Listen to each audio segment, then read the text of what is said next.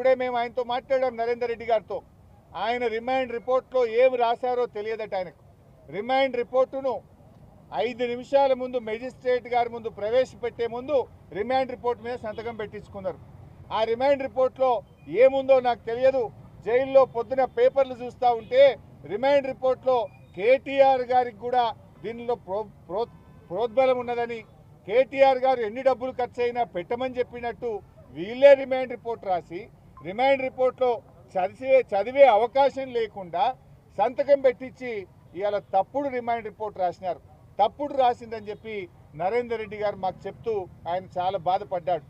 అసలు నాకే సంబంధం లేదు, నాకే విషయము తెలియదు, కేటీఆర్ గారికి సంబంధం ఉందని ఆయనను ఇరికిచ్చే ప్రయత్నం, నన్ను అక్రమంగా ఇరికిచ్చారు, ఇది అన్యాయం.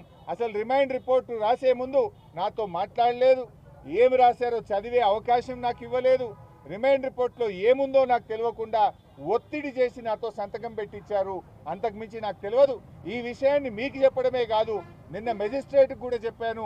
మెజిస్ట్రేట్ గారి ముందు కూడా ఆ రిమాండ్ రిపోర్ట్లో ఏముందో నాకు తెలియదు, ఒక్క నిమిషం ముందే నాతో సంతకం పెట్టించారనే విషయాన్ని నిన్న మెజిస్ట్రేట్ గారికి కూడా చెప్పానని చెప్పి నరేందర్ రెడ్డి గారు చెప్పారు.